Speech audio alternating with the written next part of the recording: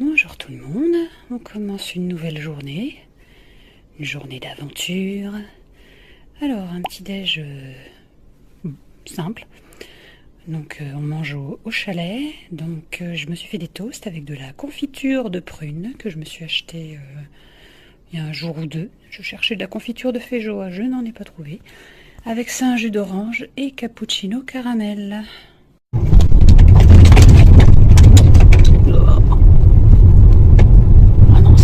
C'est juste pas possible quoi.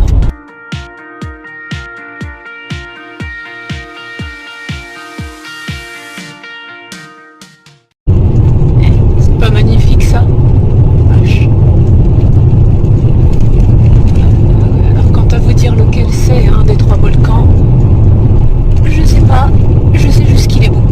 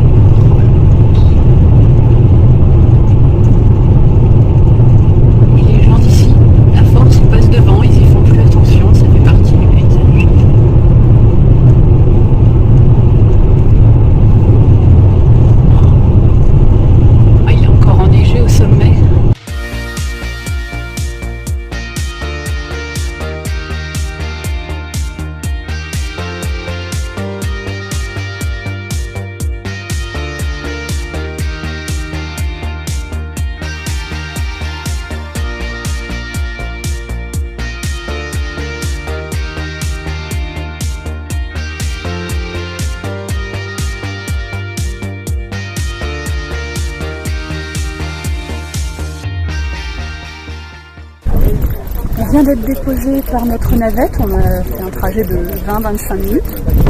C'est le van blanc qui est derrière moi. Donc là on s'apprête à commencer la rando. Alors la rando elle-même c'est 19,4 km et nous on va faire 800 mètres supplémentaires une fois que la rando sera finie pour rejoindre le parking. Donc voilà. Mais ça va valoir le coup. La météo pour l'instant ça va. Donc on fait cette randonnée du sud vers le nord. Donc là au sud ça va, même s'il y a quand même des nuages bas qui cachent le sommet des volcans. La visibilité on n'y peut rien, la météo non plus. On a ceci au début, il y a un petit vent. Donc les températures aujourd'hui ça devrait tourner aux alentours d'une 18-19 degrés. On restera sous la barre des 20. C'est bien qu'il fasse pas trop chaud.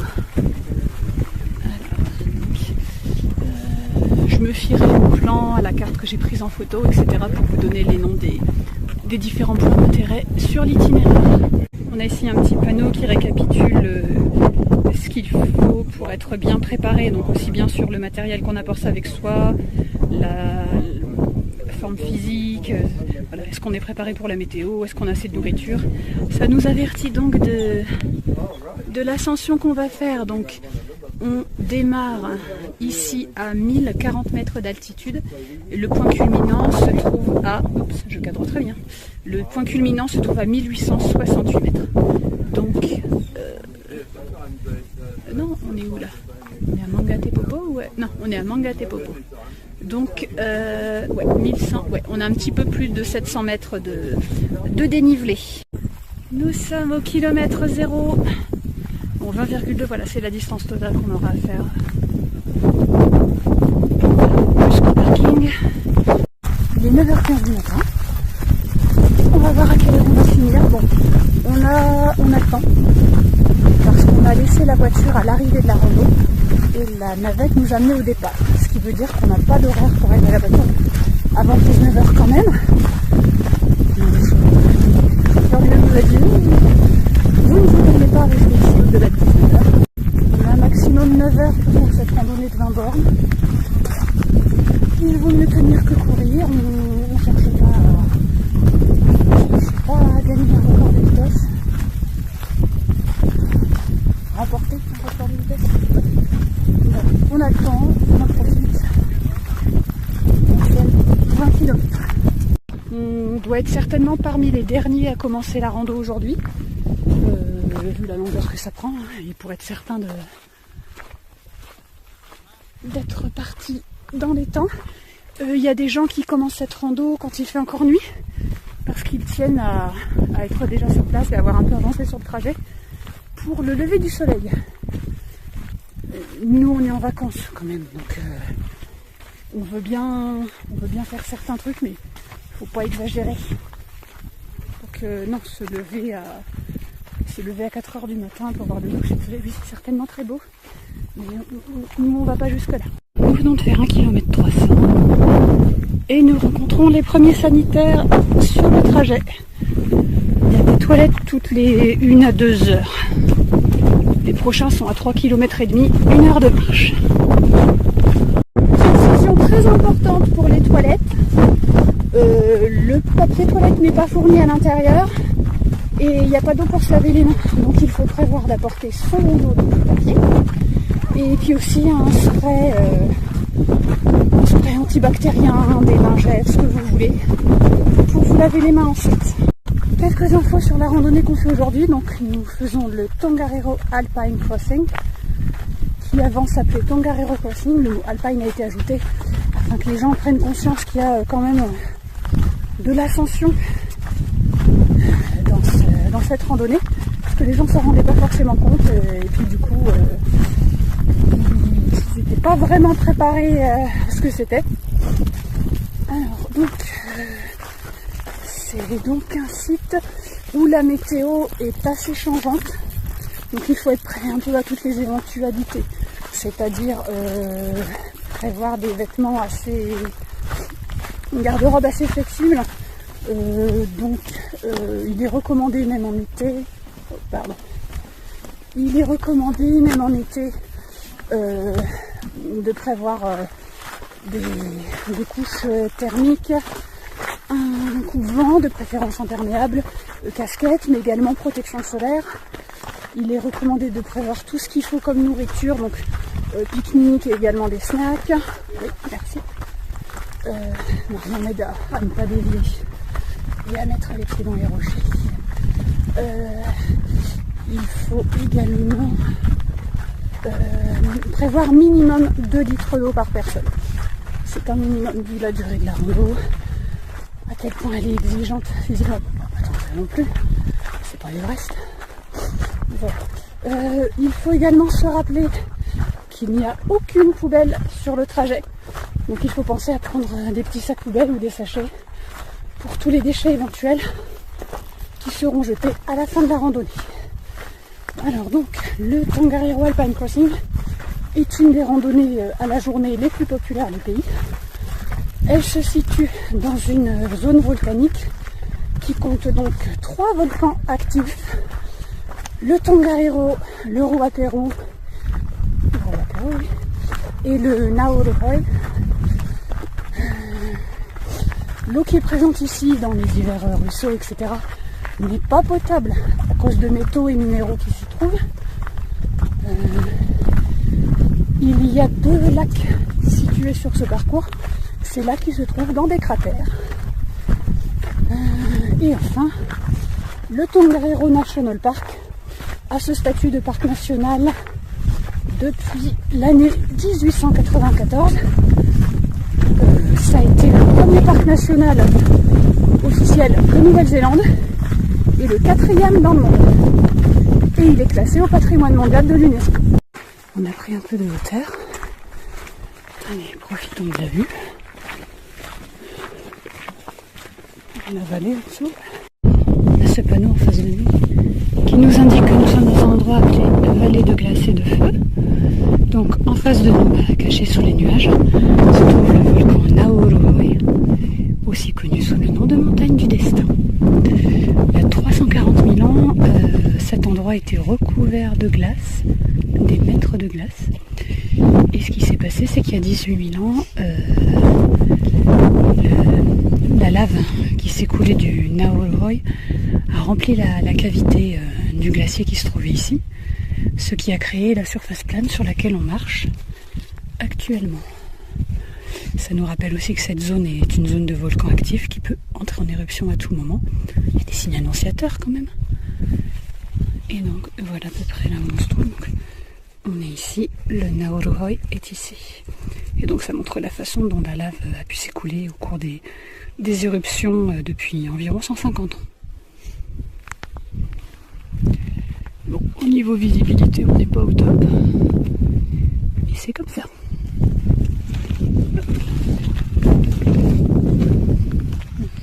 Allez, on avance sur cette passerelle. On voit pas le sommet, c'est dommage.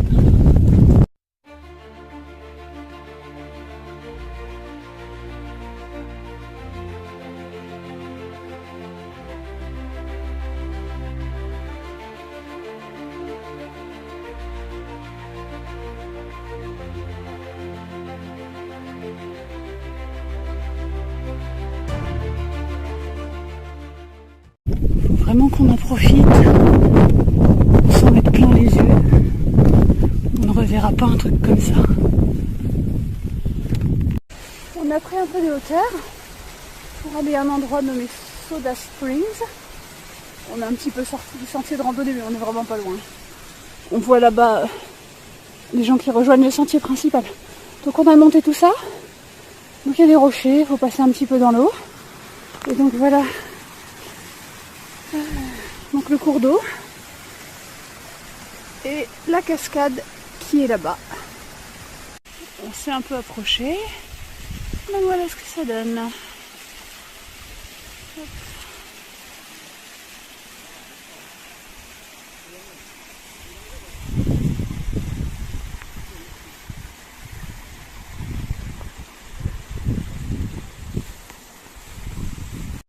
Après avoir pris notre courage à deux mains pour utiliser les toilettes, vraiment avoir envie, on se fait une petite pause barre de céréales, parce que là on vient de terminer la partie facile.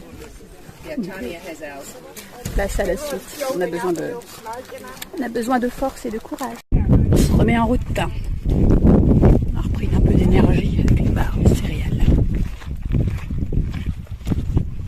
Toujours bien suivre les marqueurs orange. Voilà. Attention, il y a des petits cailloux. Allez, on poursuit. Oups.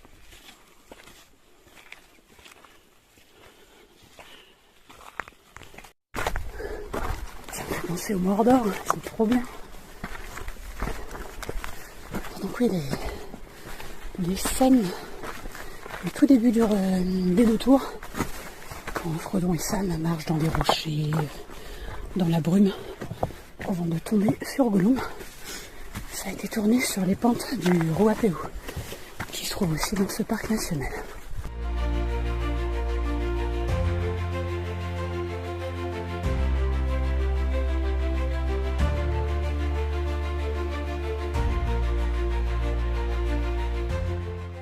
On vient de passer le marqueur des 5 km à parcourir. Regardez ce qu'on voit. Des escaliers qui montent tout là-haut. Joie et bonheur. Comme on dit, no pain, no gain. Allez, non, c'est pas fait pour les asthmatiques. Hein. Encore un peu plus haut.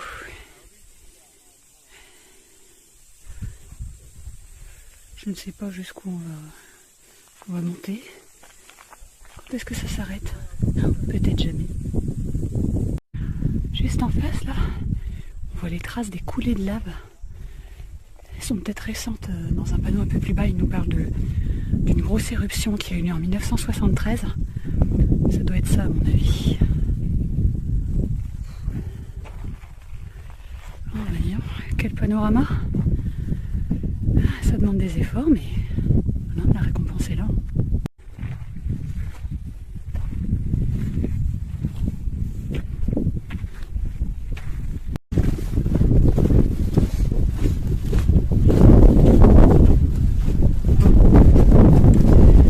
Encore falloir grimper, il y a des gens voilà où.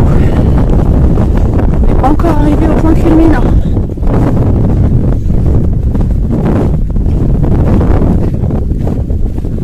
C'est bien couvert, mais on va dire que du moment qu'il ne pleut pas,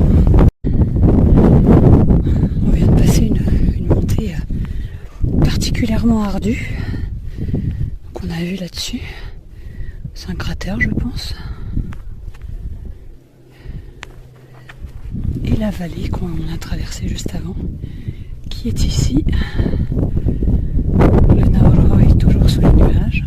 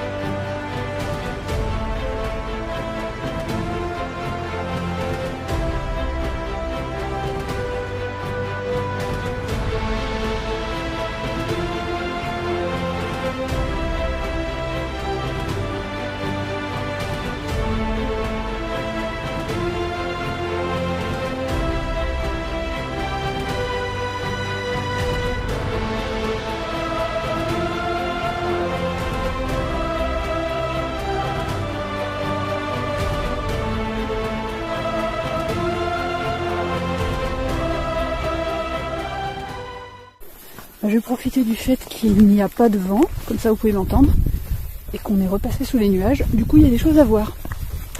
Donc j'apprends, je l'ignorais, qu'ici il y a des sources chaudes, juste en face.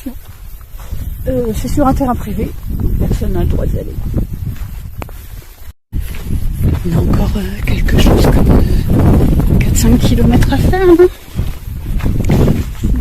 Je pense qu'on a 1h30, 2 heures grand maximum. On devrait avoir terminé. Il doit être autour de 15h30 là.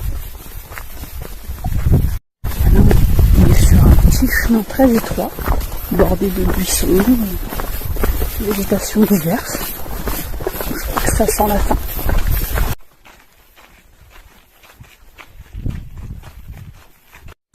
On a changé de décor. Là, on est en forêt. Je savais que pour les derniers kilomètres, c'était comme ça. Allez, on avance. On en a encore pour environ 45 minutes. Ouais.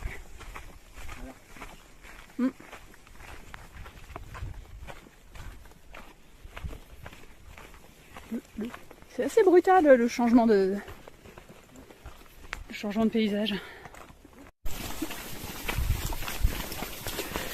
Il doit nous rester quelque chose comme 2 km là, à peu près. Et sur la fin, un petit ruisseau, eau non potable bien sûr, je la rappelle.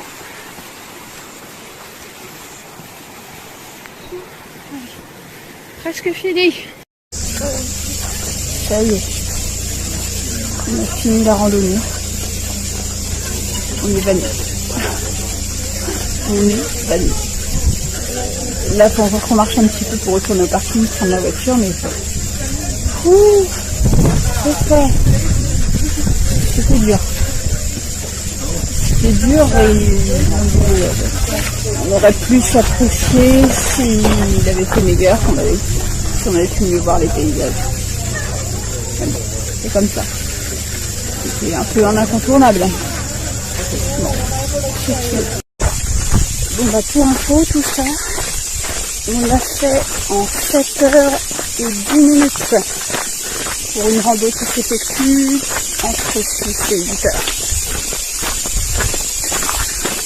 On n'a pas à voir. Voilà. On n'est pas les derniers. L'honneur est sauf.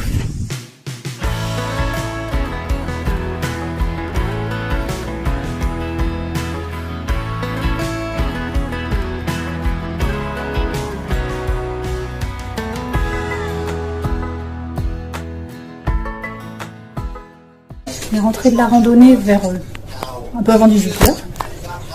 On a pris une petite douche, on a pris un apéro, parce qu'on le mérite bien. Et puis maintenant on dîne dans le chalet parce que trop crevé pour sortir. Pizza. On a acheté une pizza surgelée hier, on vient de la faire chauffer.